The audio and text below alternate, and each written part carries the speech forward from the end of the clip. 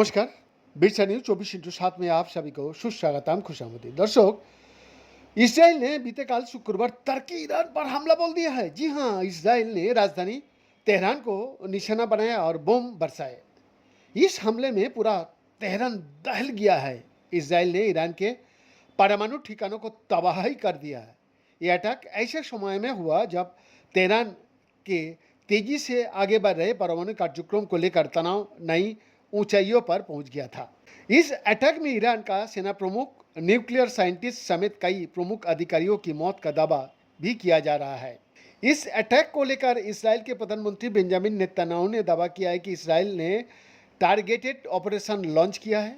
Netanyahu ने कहा, Iran के परमाणु बनाने वाले वैज्ञानिकों को निशाना बनाया गया था और इस अटैक में इसराइल ने ईरान को भारी चोटें पहुंचाने का दावा भी किया। इसराइल ने कहा कि उसने परमाणु और सेना स्थलों को निशाना बनाया। हालांकि ईरान पर हमला करने के बाद इसराइल ने अपना एयर स्पेस बंद कर दिया है। यह हमला ऐसे समय हुआ है जब तेहरान को तेजी से आगे बढ़ रहे परमाणु कार्यक्रम को लेकर तनाव नई ऊंचाइयों पर पहुंच गया था। खबरें सामने आ रही थी कि ईरान तेजी से अपने परमाणु कार्यक्रम को पूरा करने जा रहा है। इसी के बाद इसराइल की तरफ से किया गया यह हमला काफ़ी बड़ा है। जी हाँ, खबरें सामने आ रही थी कि ईरान तेजी से अपने परमाणु को पूरा करने जा रहा है। इसी के बाद इसराइल की तरफ से किया गया यह हमला काफ़ी बड़ा है, क्योंकि इसराइल ने ईरान के परमाणु ठिकानों को इस अटैक में तबाह कर दिया है। सुबह तड़के ही तेहरान में विस्फोट की आवाज़ें सुनाई देती लगी। हर तरह धुआं ही धुआं दिखाई देने लगा। हालांकि ईरान ने पहले ही कहा था कि अगर इसराइल हमला करेगा तो ईरान भी करारा जवाब देगा। जहां लगातार ये खबरें सामने आ रही थी कि ईरान बहुत जल्द न्यूक्लियर पावर बनने जा रहा है और इस दिशा में ईरान तैयार था, लेकिन इसराइल ने अब इन्हीं न्यूक्लियर ठिकानों को निशाना बनाया है। दरअसल इसराइल ने वर्षों से चेतावनी दिया है कि वो ईरान को परमाणु हथियार बनाने की इजाज़त नहीं देगा। इसी का चलते अब इसराइल ने अपनी बात को सच साबित कर दिया है।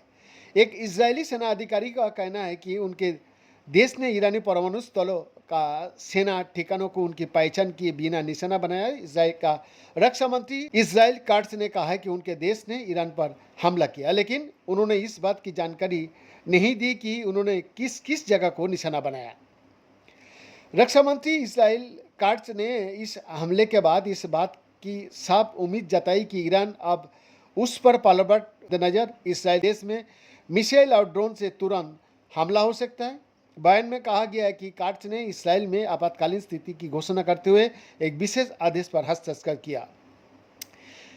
जी हाँ, इस बात की जानकारी अभी पूरी तरह से सामने नहीं आई है कि ईरान ने कहाँ कहाँ उसका नुकसान हुआ, ईरान पर कितने परमाणु ठिकानों को तबाह किया गया। हालांकि पश्चिमी तेहरान के पड़ोस चितगर से धुआं उठता देखा जा सकता है, लेकिन जानकारी के मुताबिक इस हमले के बाद में अलर्ट जारी कर दिया गया है।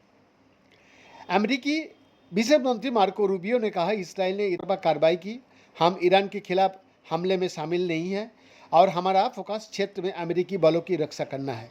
इसराइल ने हमें सलाह दी कि उनका मानना है कि ये कार्रवाई उनकी आत्मरक्षा के लिए जरूरी थी।